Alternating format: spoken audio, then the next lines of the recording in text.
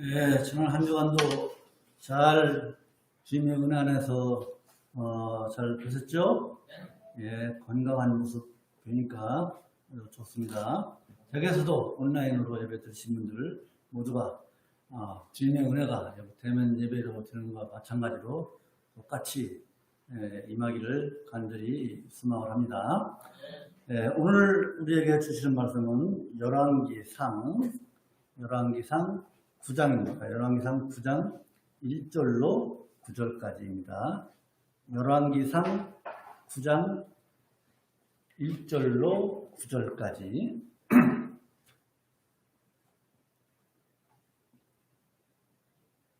찾으신 줄 알고 공독하겠습니다.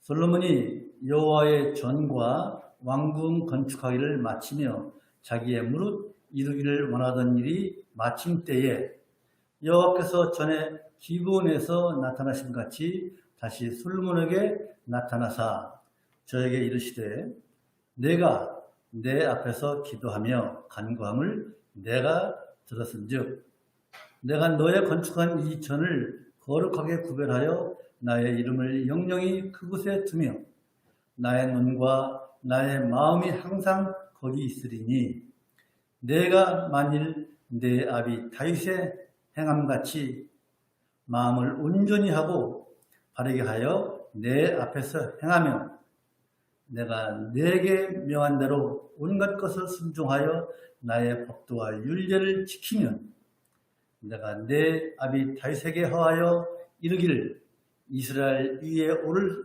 사람이 내게서 끊어지지 아니하리라 한 대로 너의 이스라엘의 왕위를 영원히 견고하게 하려니와 만일 너희나 너희 자손이 아주 돌이켜 나를 쫓지 아니하며 내가 너희 앞에 둔 나의 계명과 법도를 지키지 아니하고 가서 다른 신을 섬겨 그것을 숭배하면 내가 이스라엘을 나의 준 땅에서 끊어버릴 것이요 내 이름을 위하여 내가 거룩하게 구별한 이 전이라도 내 앞에서 던져버리리니 이스라엘은 모든 민족 가운데 속담거리와 이야기거리가 될 것이며 이 전이 높을지라도 무릇 그리로 지나가는 자가 놀라며 비웃어 가르되 여호와께서 무슨 까닭으로 이 땅과 이전에 이같이 행하셨는고 하면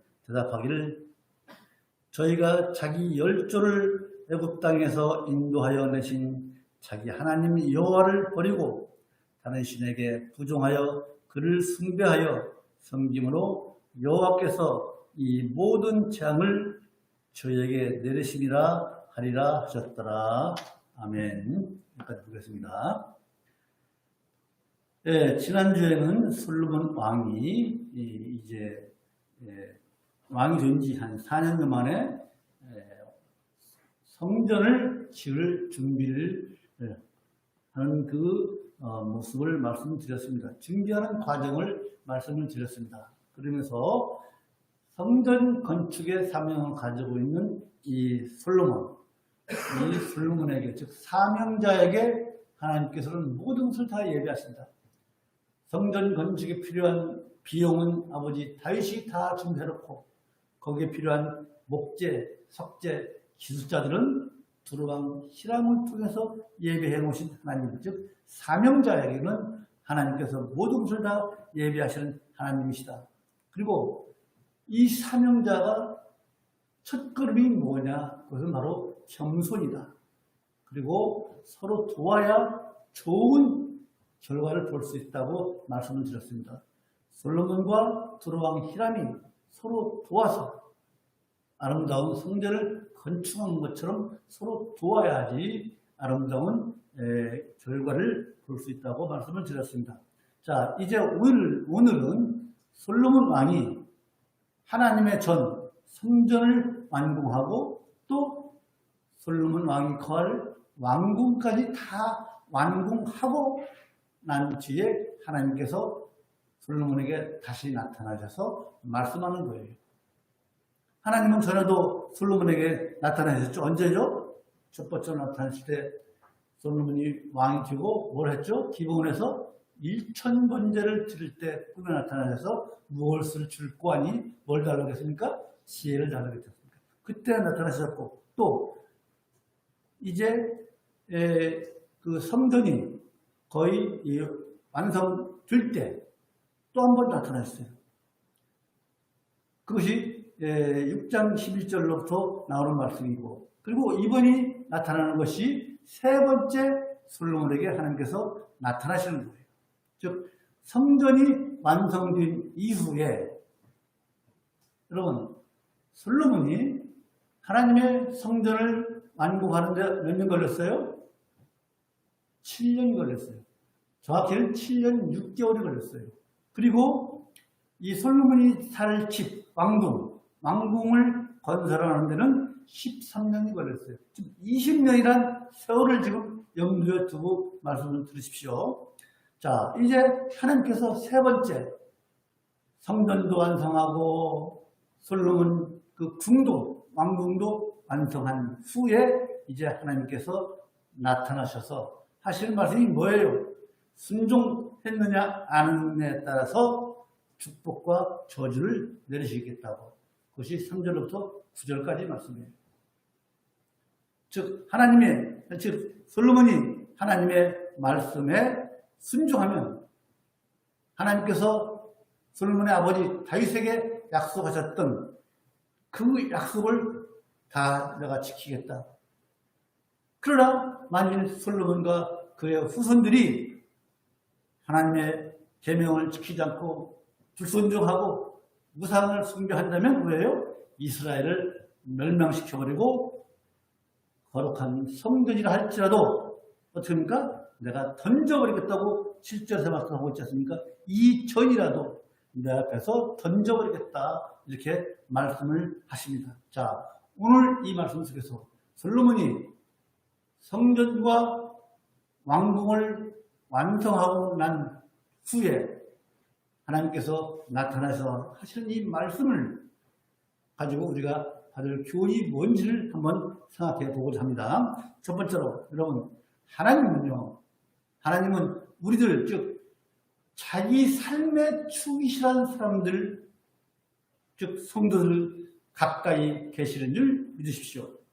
하나님은요, 솔로몬이 성전과 이 왕궁을 마치자 어떻게 다시 계시를 주셨죠? 1절과 2절을 말씀하면서 이것이 세 번째라고 그랬죠. 그죠? 첫 번째, 두 번째는 다 말씀드렸습니다. 기브온에서 1000번째 이후에, 또 두 번째는 성전을 짓고 있을 때, 거의 다 지었을 때, 열왕기상 6장 11절, 13절 보면 거의 완성되었을 때 나타나시고, 이번이 세 번째 나타나신 거예요. 그런데 하나님께서 이처럼 솔로몬에게 나타나시는 그 장소가 어디예요? 장소가. 그 장소는요, 솔로몬이 성전 건축자로서의 그 사명을 감당하고 있는 그 삶의 현장에 우리 하나님께서 나타나셨습니다. 이처럼 우리 하나님은요, 사명에 충실하는 자, 성도가 하나님께서 주신 그 사명에 충실하는 그 삶의 현장에 우리 하나님께서 나타나셔서 말씀을 주시고 위로하시고 격려해 주시고 필요를 공급해 주시는 우리 하나님이십니다. 성경을 보면요, 하나님은요, 자기 종들에게 나타나시는 그 장소가 있습니다.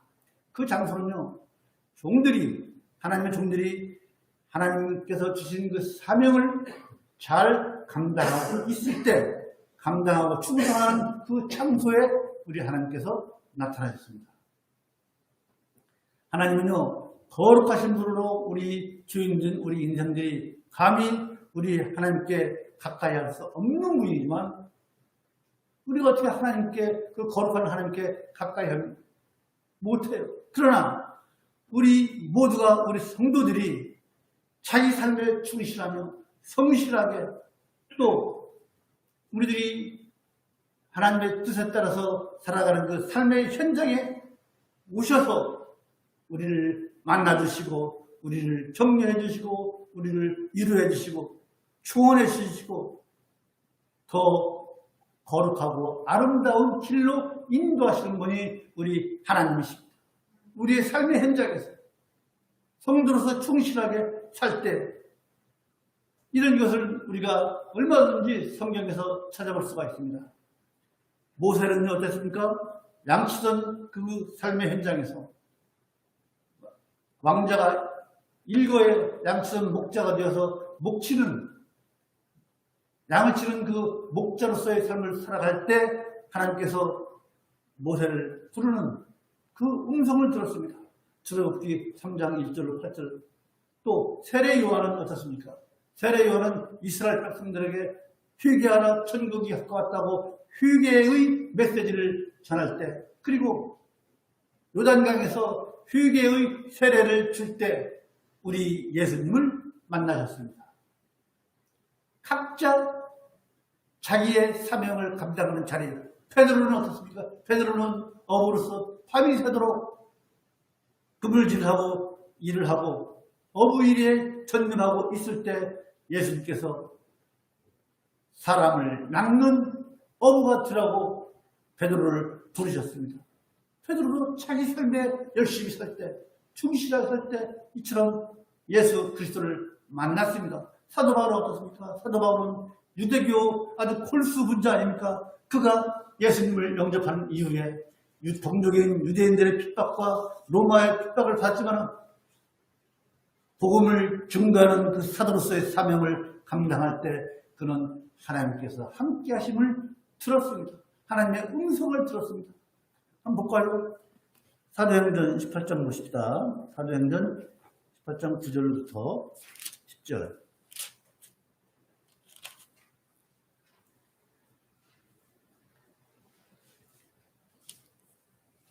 에베소에서 좀 전도할 때 봅시다.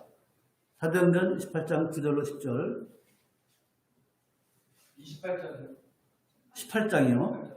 시작. 밤에 주께서 환상 가운데 바울에게 말씀하시되 두려워하지 말며 잠잠하지 말고 말하라. 내가 너와 함께 있음에 아무 사람도 너를 대적하여 해롭할 자가 없을 것이니 이는 이 성중에 내 백성이 많으니라 하시더라. 얼마나 핍박이 심합니까? 에베소까지 쫓아와서 유대인들이 방해했지 않습니까? 그러나 두려워하지 말라고 하나님의 음성을 들었습니다. 또 사도 바울은요, 복음을 전하다가 어떻게 됐어요? 죄수가 되었잖아요. 우리가 사도행전 배웠잖아요. 죄수가 되어서 어디로 갑니까? 이제 로마로 압송되어 갑니다. 압송되어 가는 그 배에서 풍랑을 만났지만은 사도로서의 사명을 잃지 않고 있을 때 하나님의 음성을 들었습니다. 사도행전 27장 23절로 25절. 이처럼 우리 하나님께서는요, 너무도 거룩하신 우리 하나님께서 감히 우리와 같이 계시지 않을 줄 알고 있지만은 그게 아니에요. 우리 하나님은요, 결코 우리와 멀리 계시지 않습니다. 우리 성도 바로 우리의 마음 안에 계시고 우리를 늘 지키시고 우리를 감찰하시는 하나님이신 줄 믿으시기 바랍니다. 하나님은요, 우리의 삶의 현장에 오셔서 우리가 충성을 다하고 있을 때 우리를 만나주시고 격려하고 위로하시니 그런 하나님이십니다. 여러분, 그런 위로 받으신 적 없습니까?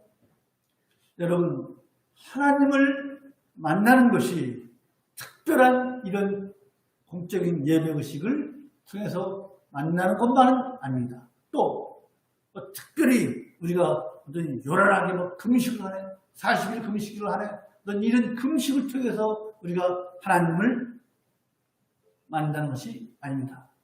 또 특별한 방법, 기도원에 가서 막 북치고 그 전자 기타 음향에 맞춰서 박수 치면서 그래야만이 꼭 하나님을 만나는 것입니까? 성경은요, 그렇게 말씀하고 있지 않습니다. 물론 그런 방법도 하나님을 만날 수도 있겠지만은 성경은 그렇게 말하고 있지 않습니다. 하나님께서 우리를 만나 주시는 때는 우리가 하나님을 향해서 마음의 문을 열고 진실하게 우리의 삶의 현장에서 충성을 다한다면 그 자리가 어떤 자리이든 우리 하나님께서 우리를 만나 주실 줄로 믿습니다. 여러분도 만나실 걸로 믿습니다. 그래서 여러분, 우리 성도는요, 우리의 삶이 더 진실하고 충성된 삶을 살아야 하는 이유가 바로 여기 있는 거예요. 왜? 우리 하나님께서 그러한 자리에 오셔서 우리를 만나주시기 때문에. 하나님은요, 이처럼 충성스럽게 우리 성도 각자가 자기의 사명을 감당하는 그런 성도들에게 분명하게 하나님은 나타나실 줄로 믿습니다. 더욱 분명하게 나타나십니다. 여러분, 하나님을 만난 사람은요, 그 사람의 삶은요, 복된 삶입니다. 성경을 보면 그래요. 그러나 여러분, 우리라고 하나님을 못 만날 이유가 뭐가 있겠습니까? 왜 우리라고 하나님을 못 만납니까? 우리가 하나님께 충성스럽게 주지 사명을 감당하고 있다면 분명 우리는 복되고 고귀한 삶을 살 수 있을 줄로 믿습니다. 하나님은요, 각자 충성된 삶을 살아가는 성도 여러분 가까이 계시다는 것을 믿으시기 바랍니다. 두 번째로요, 하나님은요, 가장 적절한 때에 응답하시는 하나님이십니다. 3절 같이 읽으실까요? 3절. 오늘 본문 3절 같이 읽읍시다. 시작. 저에게 이르시되 내가 내 앞에서 기도하며 간구함을 내가 들었은즉 내가 너의 건축한 이 전을 거룩하게 구별하여 나의 이름을 영영히 그곳에 두며 나의 눈과 나의 마음이 항상 거기 있으리니.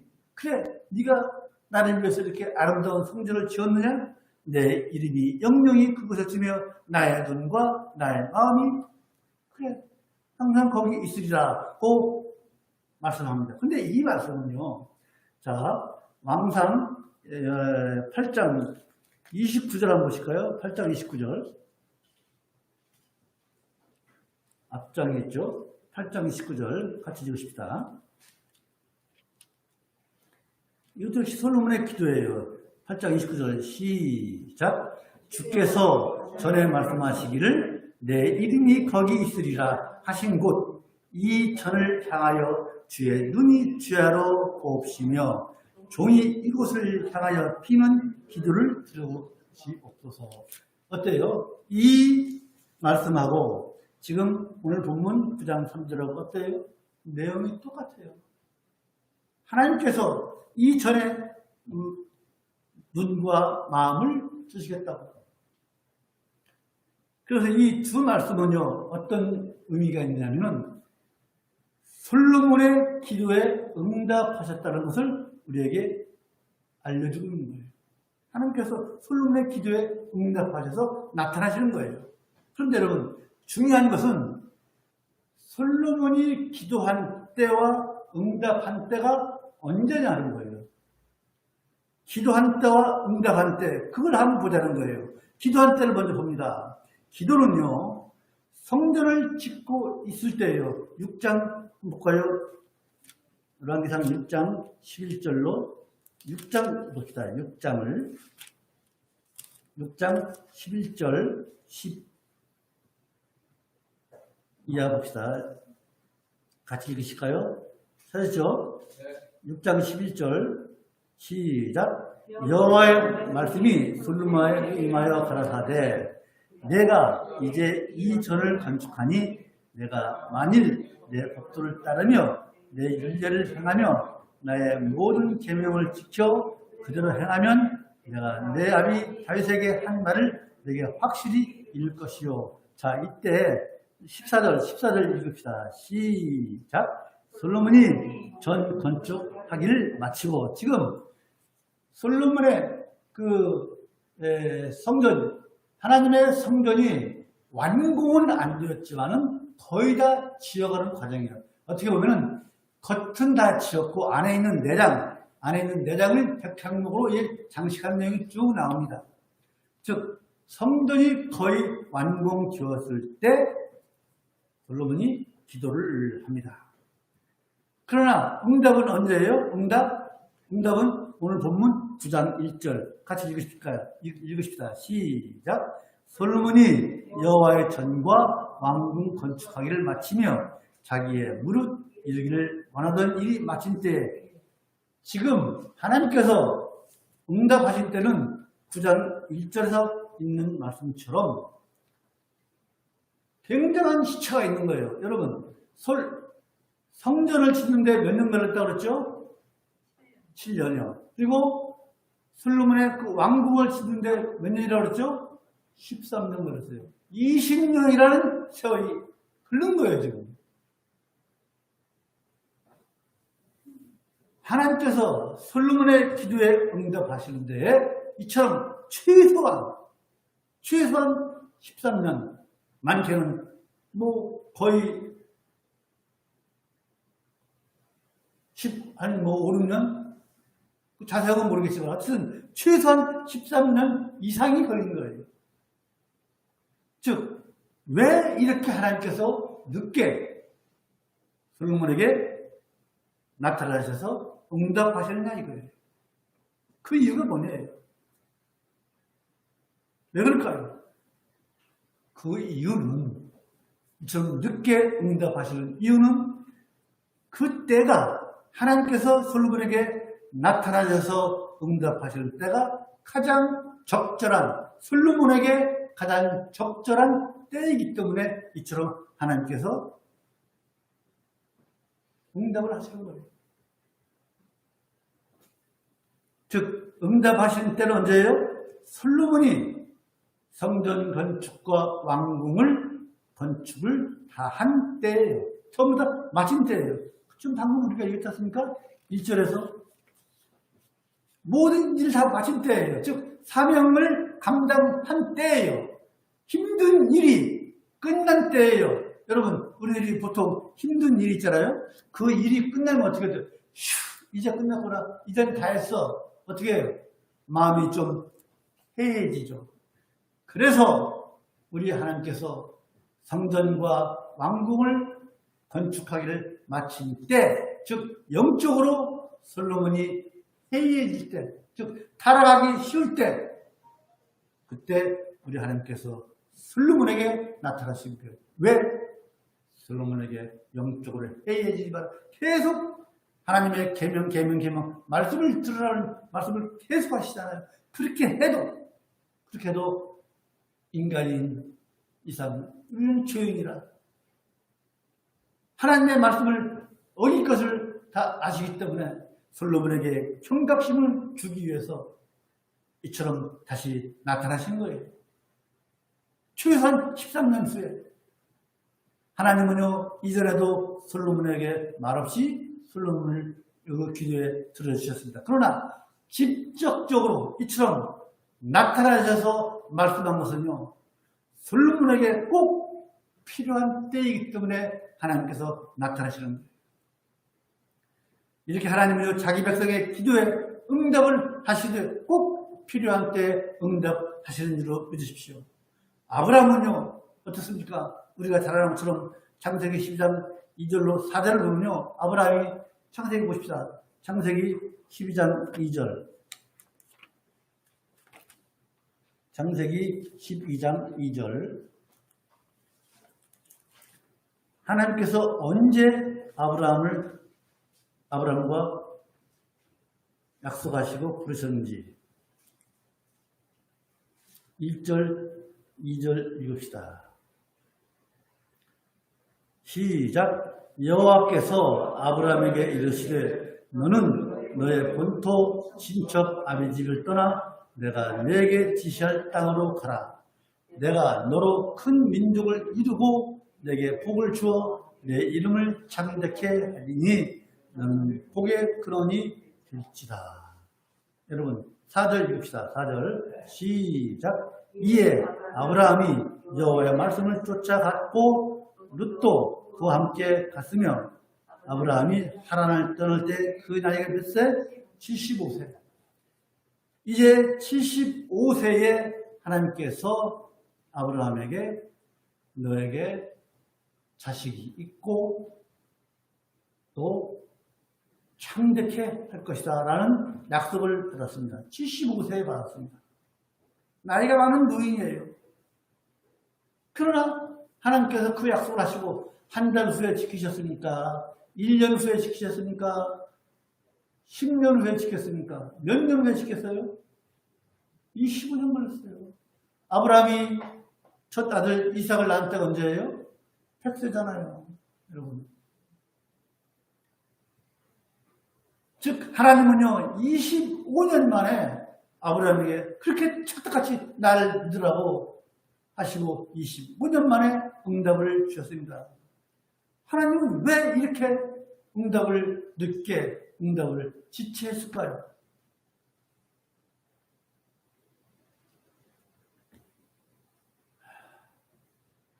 그것은요 아브라함이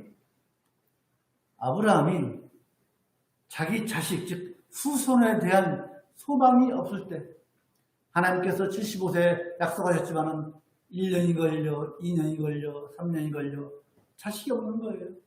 아, 사례대로 나이가 많아서 태가 이미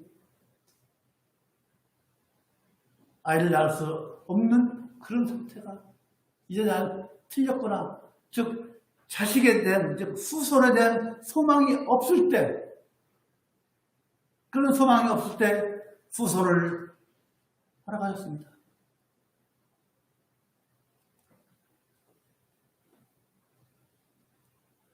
이삭을 주심으로 아브라함이 하나님을 온전히 믿게 하신 거예요.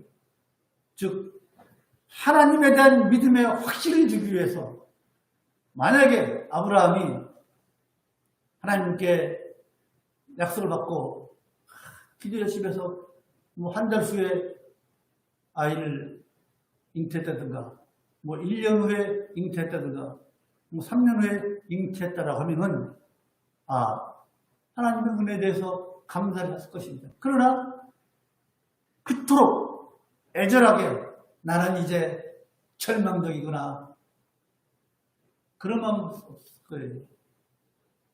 그렇게 절망적으로 그런 생각을 가지고 있을 때 오히려 사례를 웃어버렸잖아요.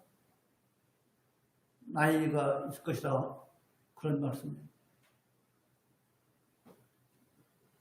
아브라함에게 후손에 대한 그 확신, 하나님의 약속에 대한 그 확신을 주시려고 이처럼 늦게 25년이라는 그 세월 뒤에 이삭을 주신 거 아닙니까?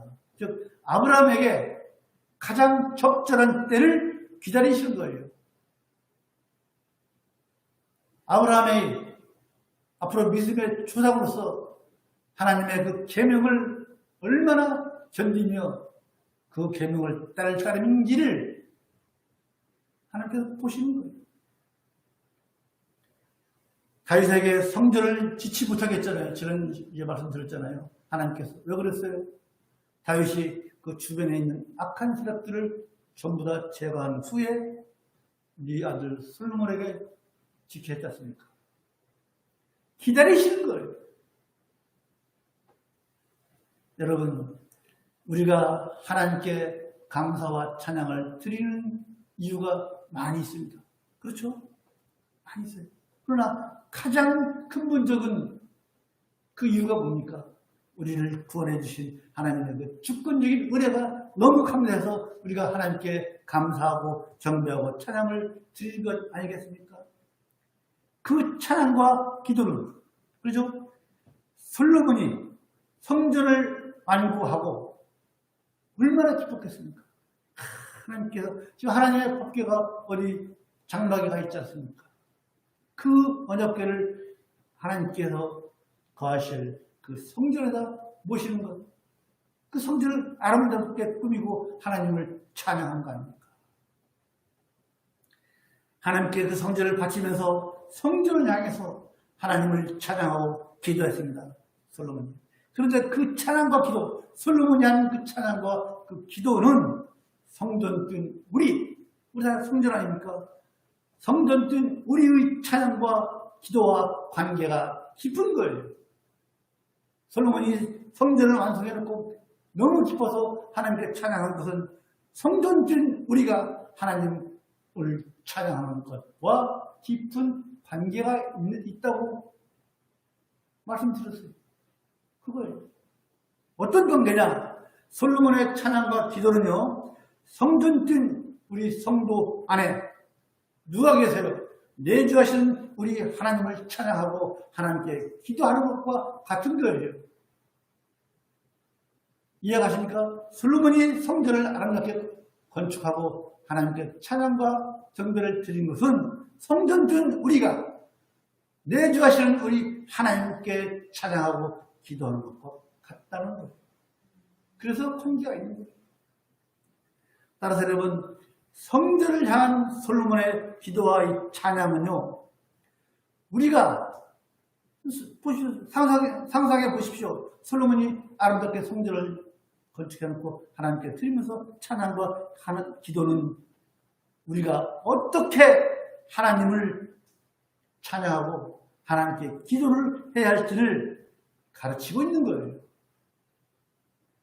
우리 보고 보라는 거예요.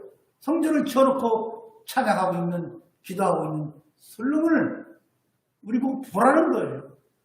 우리가 성전된 우리가 어떻게 하나님을 찬양하고 하나님께 기도할 것인지, 그것은요, 솔로몬처럼 진실되게 하나님을 사랑하고 하나님을 우리의 마음에 하나님을 향해 있어야 된다는 것입니다. 세 번째로는요, 여러분, 기도는요, 하나님께 우리가 요청하는 것이지만은, 잘 들으십시오. 오늘 설교의 핵심입니다. 오늘 말씀 제목이 뭡니까? 듣는 기도입니다. 기도는요, 우리가 하나님께 요청하는 것이지만은, 하나님의 말씀을 듣는 것도 기도입니다. 좀 듣죠? 하나님의 말씀을 듣는 것도 기도입니다. 자, 4절 이하, 오늘 본문 4절 이하 말씀은요, 하나님께서 솔로몬에게 주시는 교훈과 경고의 말씀입니다. 하나님은요, 솔로몬의 기도에 응답하셨지만은, 3절 말씀 4절 이하를 보면 솔로몬이 지켜야 할 것들을 잔뜩 말씀하셨습니다. 이게 무슨 뜻입니까? 하나님은요, 우리의 기도를 듣고만 계시는 분이 아니라 기도하는 우리들에게 말씀하시는 분이라는 것입니다. 우리는 뭐라 그래요? 우리가 하는 기도를 뭐라 그래요? 보통 하나님과 하는 영적인 대화라고 하죠. 영적인 대화. 영적인 대화가 무슨 뜻입니까? 영적으로 서로 말을 주고받는 거 아닙니까? 대화가 뭐예요?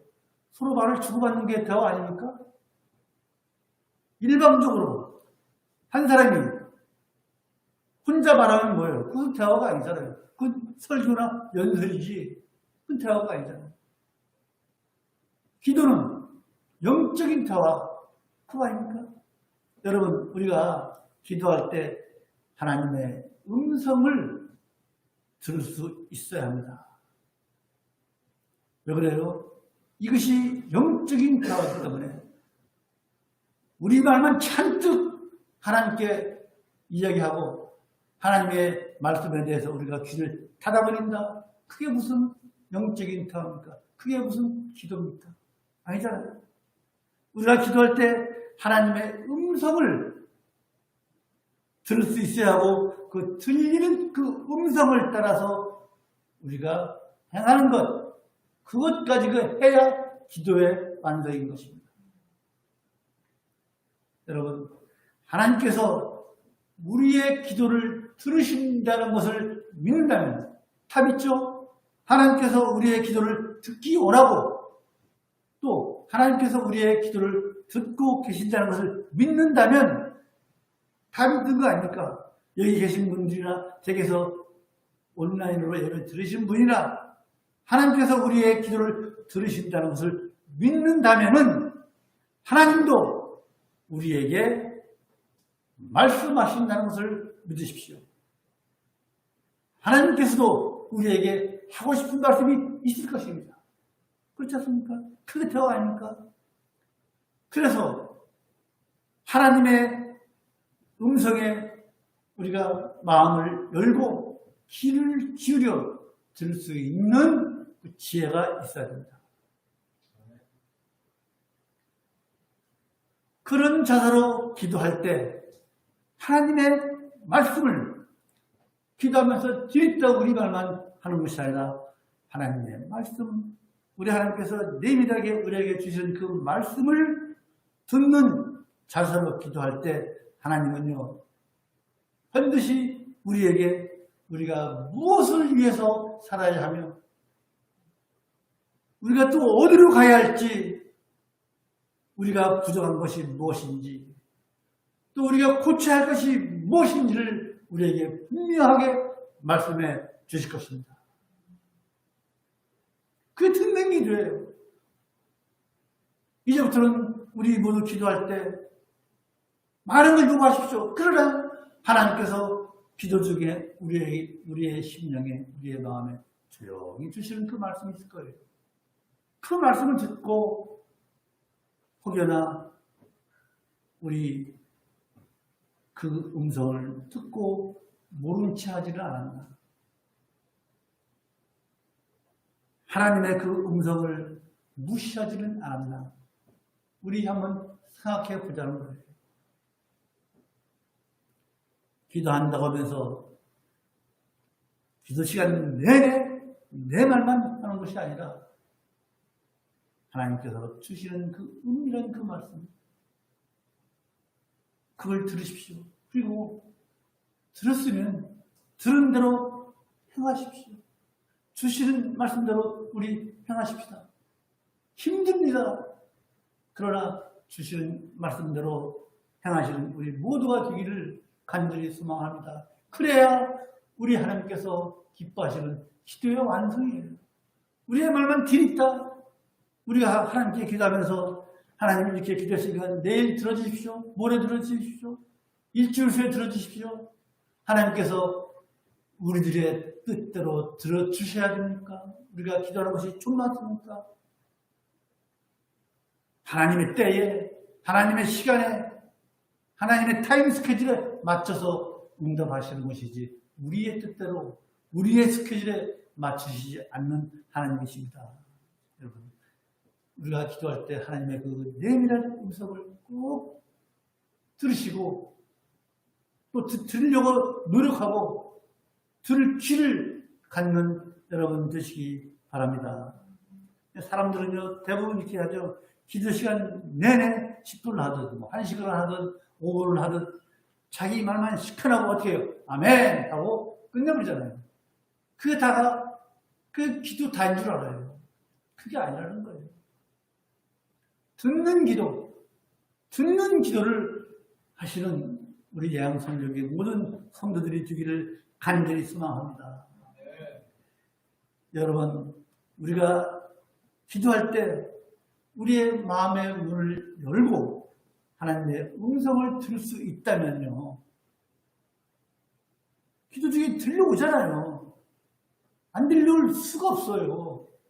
우리가 안 해서 그렇지, 들려오지만 안 들리려고 해서 그렇지, 우리가 마음의 문을 열고 하나님의 말씀을 들을 수 있다면, 잘 들어보시오. 우리가 기도로 간구하는 것보다 더 큰 축복의 말씀이 우리에게 들려올 수도 있습니다.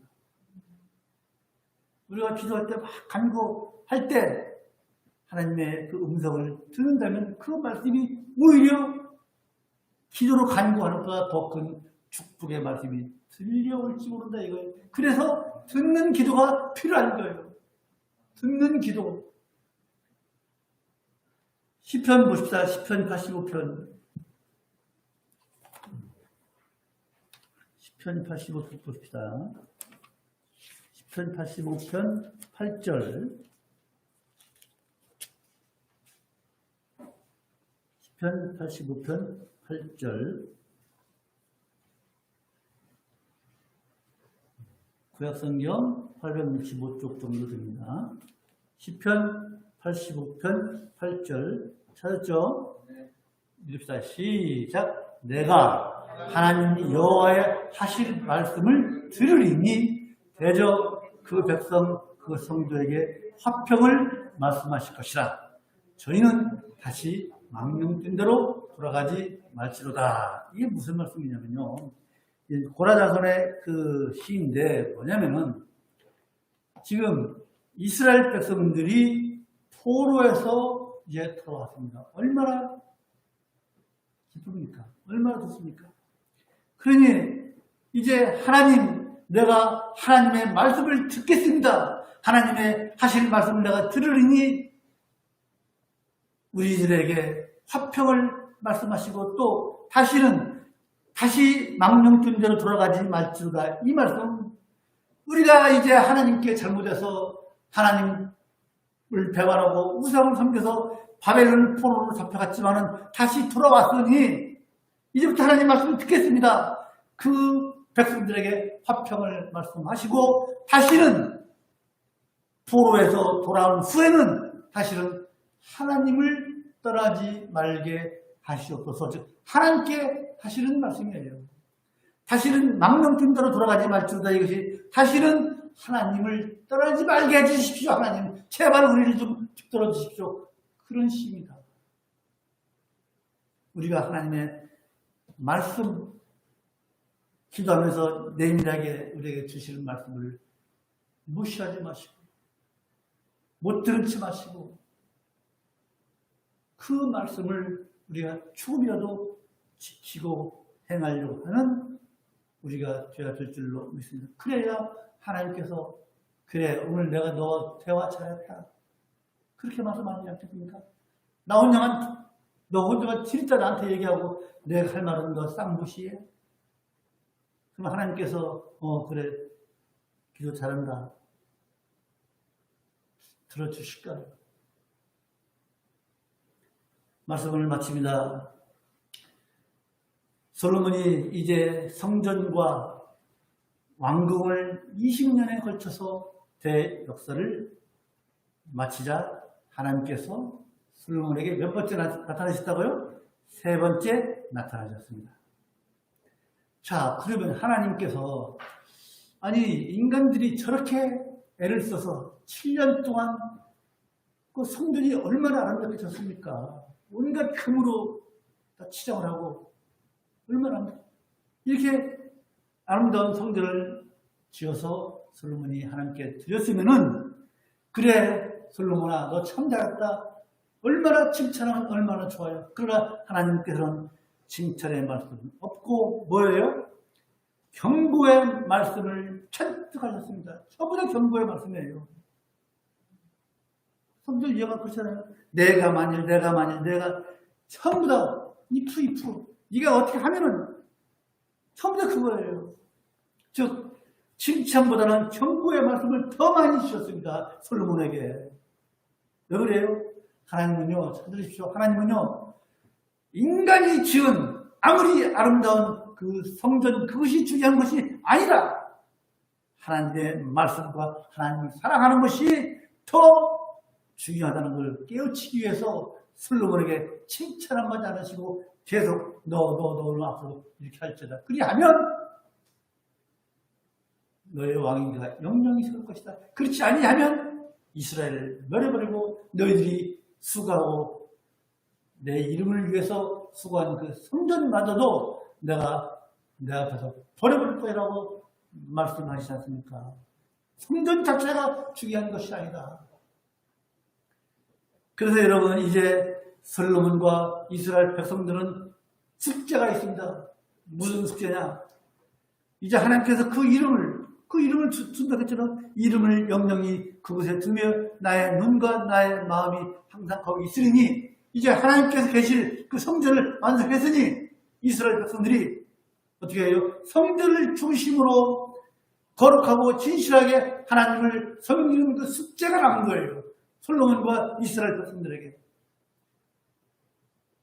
그러면 우리는 뭐예요? 신약이 와서 우리 신약의 성도들은요. 우리가 뭐예요? 지난 시간에 말씀드렸죠. 고린도전서 3장 16절. 너희가 성전인 줄 모르냐? 하나님의 성령이 너희에 거하신 줄 모르냐? 성전된 우리는 성령으로 우리 안에 하나님의 성전을 지었어요, 지금. 우리 자신이 성전이라고 말씀하고 계시잖아요. 성경으로 우리 안에 하나님의 성전을 세웠습니다. 그렇지 않습니까? 그래서 성전된 우리에게 절실하게 요구되는 것은 뭐예요? 솔로몬에게 하나님께서 경고의 말씀을 하셨듯이 솔로몬에게 숙제를 주신 것처럼 우리에게도 똑같은 숙제를 주셨습니다. 즉 하나님의 계명에 순종하며 하나님의 성전인 우리를 거룩하게 흠없이 하나님께 드릴 거 아닙니까? 그게 우리의 숙제예요. 하나님께서 성전을 완성하자마자 성전을 완성한 후에 솔로몬에게 잔뜩 경고의 말씀을 주신 것처럼 성전된 우리에게도 똑같은 그런 경고의 말씀을 주신 거예요. 그 말씀을 우리가 모른 체하고 무시해서 되겠습니까? 우리가 기도하는 중에 우리 하나님께서 우리에게 주실 말씀 무시해서 되겠습니까? 모른 체해서 되겠습니까? 여러분, 우리에게 요구되는 우리에게 남겨진 숙제, 성전된 우리를 하나님께 거룩한 산제물로 드리는 것, 그 위에는 없어요. 이제 내일 모레면 추석이죠. 우리 하나님께서는 우리에게, 우리를 위해서, 우리를 죄악 가운데서 구원해 내시기 위해서 하나밖에 없는 독생하신 예수 그리스도를 우리에게 주셨습니다. 왜요? 왜 예수님을 우리에게 주셨습니까? 하나님과 우리 인간이 화평하기 위해서 화평하라는 거예요. 그래서 우리에게 예수 그리스도를 보내주셨어요. 그렇지 않습니까? 우리는 하나님과 화평하듯 올 추석에 모든 가족이 그리스도 안에서 화평한 가족이 되기를 간절히 소망합니다. 그렇지 않으면 우리 하나님께서 슬퍼하고 가족들이 슬퍼합니다. 우리 모두가 그리스도 안에서 이 추석을 맞아서 모두가 하나님의 계명 안에서